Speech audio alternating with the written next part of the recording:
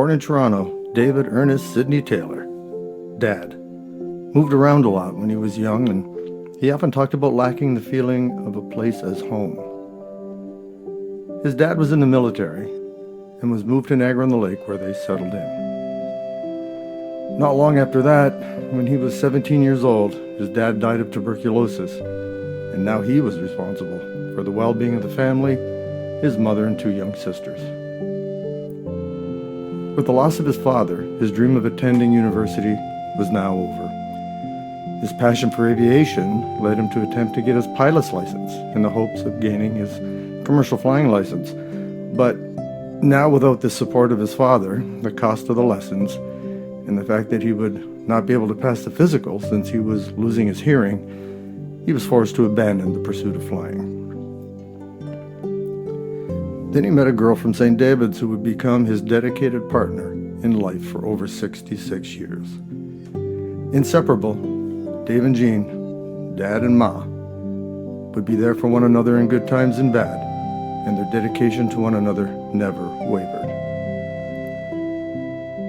Both always looking out for the family, they went on to have 3 boys, Dave, Greg, and Scott, which made up the 5 members of the Taylor family on 5th Avenue.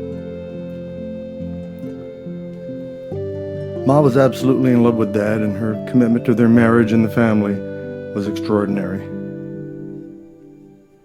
Unfortunately, she can't be here today due to her struggle with advanced dementia, but we know that deep down she is still loving him and holding the family close to her heart.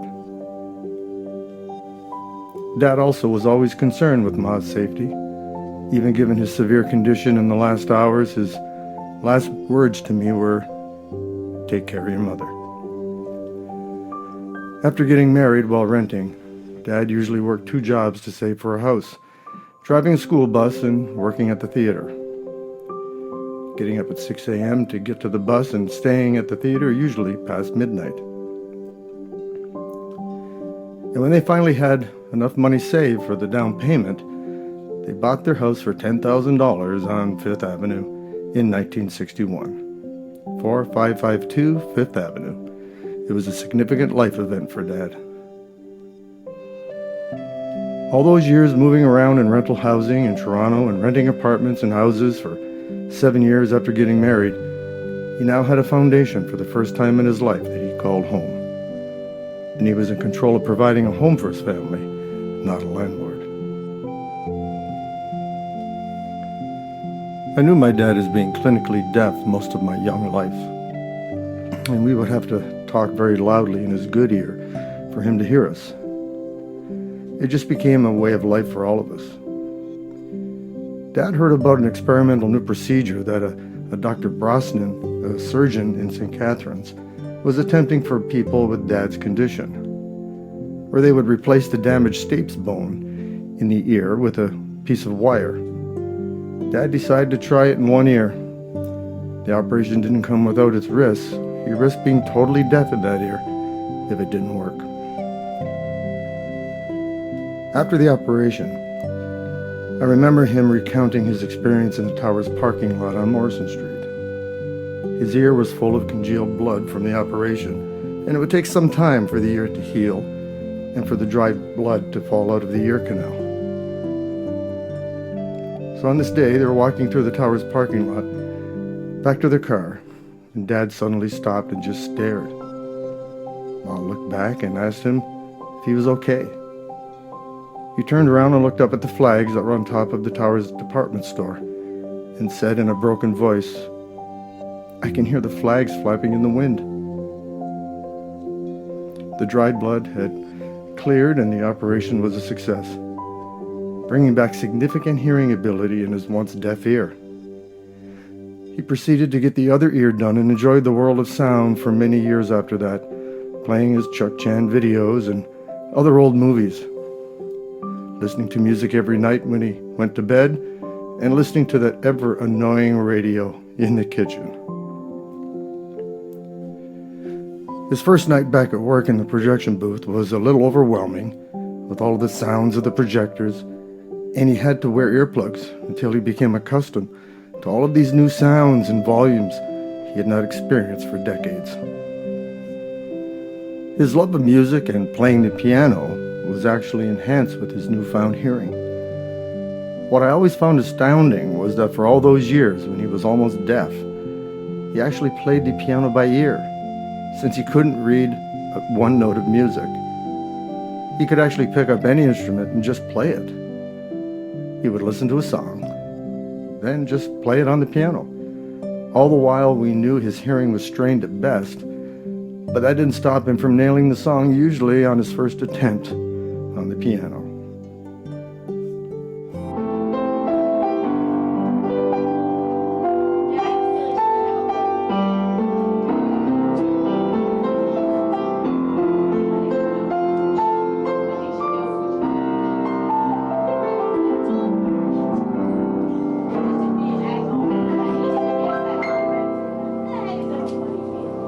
Okay, you guys gonna play a duet? You guys gonna play a duet? Okay, 1, 2, 3, 4, 5, 6. Ready? Ready? 1, 2, 3, go. Go. 1, 2, 3, 4, 5, 6. Ready?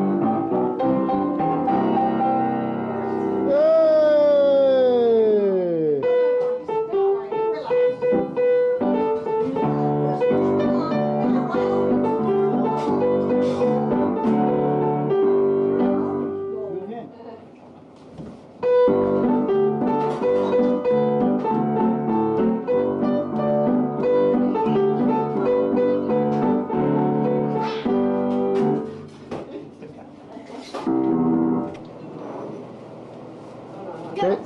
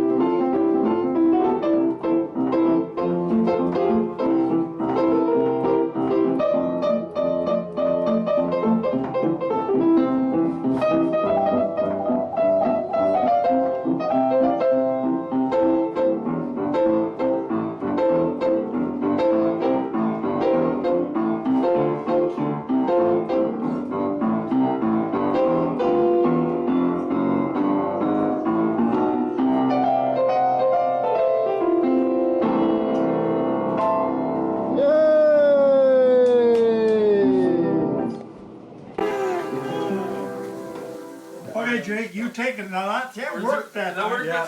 Because you took them. Yeah. Keep it in the gear seat. And it's gotta be loud. Alright. Louder. Here you go. Louder. Sorry, man. Louder than that? Yeah. Yeah, just go. Yeah. Like you had it. Yeah, fine. Fine. Cool. Let's go.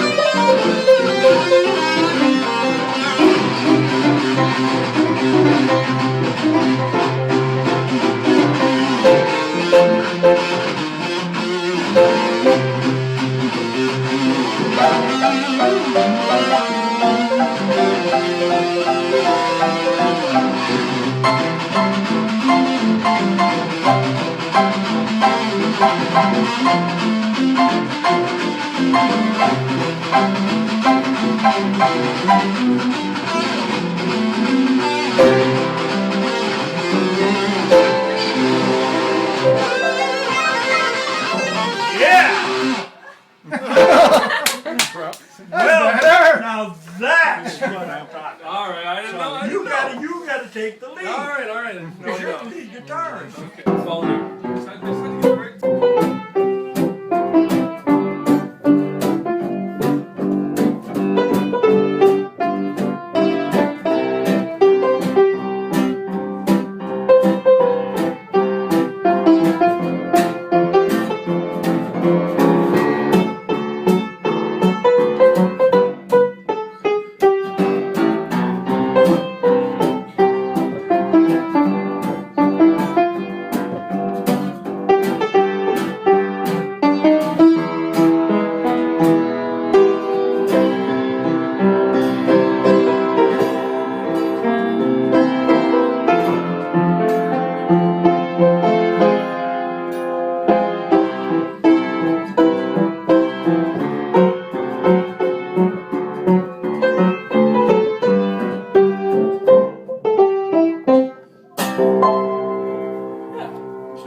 Like that. We stole from another tune. Did we? That's okay. That's end. music for you, though, right? We have Dad to thank for our love of music. All three of us boys and our kids have a sincere appreciation for music through our music collections, our music podcast, and playing musical instrument, following in the footsteps of the Piano Man.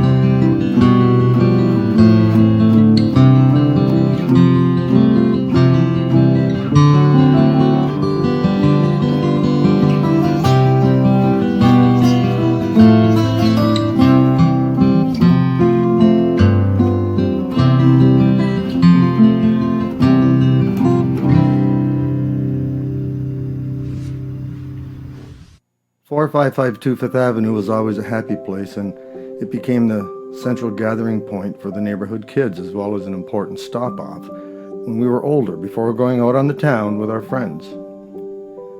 Since we usually didn't go out until around 11 or 12 at night, and Dad was just getting home from the theater, my friends would always look forward to getting into philosophical discussions with Dad on the origins of the universe or the speed of light as a warm-up before heading out over to the dugout or the library. Going to the theater with Dad and sitting outside the projection booth and watching a movie while he was working at the theater was always a treat for us. Dad also provided us the opportunity for great part-time jobs throughout high school. All three of us boys worked as doormen at the local theaters where he would be working. A proud member of IATSE Local 461, he also served as their president and was instrumental in securing jobs and livelihoods for a number of their members throughout the Niagara region cinemas, local movie sets, and the Shaw Festival. He performed his trade as a Class A projectionist for 50 years in the Niagara region before retiring in 1995.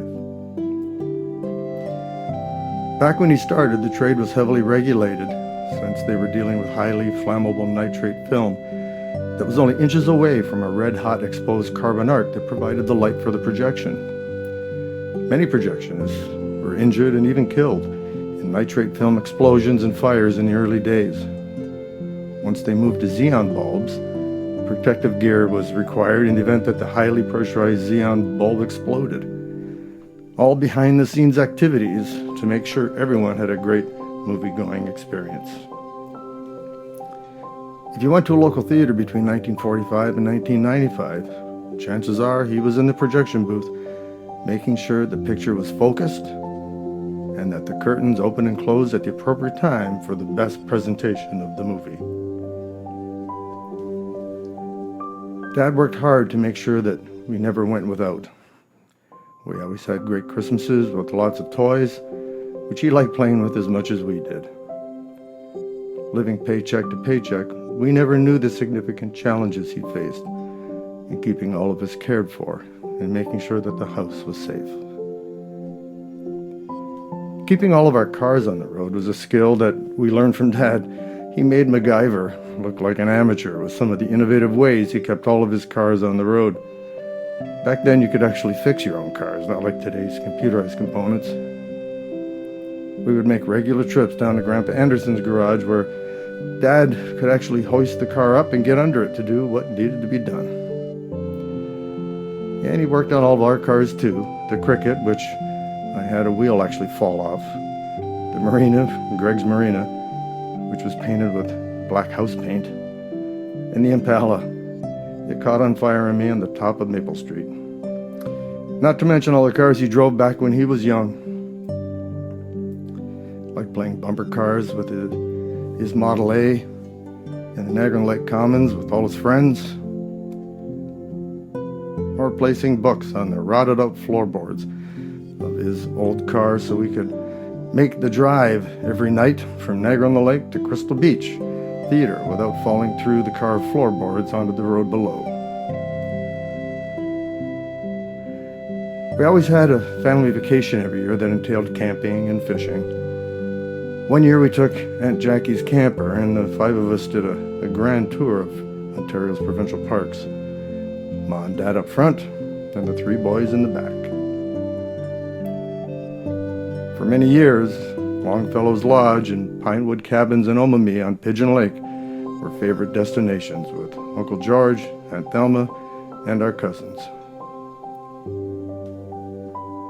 The fishing adventures of Dad and Uncle George are legendary. They never really caught much, but their stories of mishaps and ultimate survival were always entertaining. One of my favorite stories is when they forgot to take the motor out of gear before starting it in the boathouse. They pulled the cord, the motor started, and ran the boat right up the side of the boathouse full speed, throwing both of them into the water, with the boat ending up standing vertically on its end inside the boathouse. Grandad loved his grandkids, Jesse, Jake, Casey, Wes, Sydney, and Jack. Family was always important to Dad. He loved being called Grandad, and he always had a glow and smile on his face whenever they were around. He always made sure he attended their recitals, soccer games, baseball games, school plays, and graduations. Dad and Ma were always in touch with their friends. They played cards with Aunt Marge and Uncle Ed. trips they had with Uncle Jim and Aunt Ethel, and many other friends on a list too long to mention, as well as their friends from Chippewa Presbyterian Church. We were all very appreciative of the time their regular euchre players would visit. Aunt Vi and Jim spent many nights trading quarters in their competitive euchre games, as well as Joan and Pete, with their regular visits helping to keep both of them socially active. Wait, hold on. All right, let's go, Dad. I'm ready. Okay, this is what you get from a Guernsey. A what? Guernsey. What the hell's a Guernsey? Oh, Okay, this is where when we went fishing, we set up. Tent, camp. What are you looking at me for? Oh yeah. Okay, this is okay. Crapola. This is You just say crapola. all right. A very small whale lake. dolphin. Dolphin. Porpoise. Porpoise. Yeah. Scott. Oh, wow. Okay, this is, I take this for blood pressure. Pills. Okay, this is in World War II, aircraft would be... Bomber. No, aircraft would be deliberately... Oh, kamikaze. Right. Time. Ooh, good job, Dad.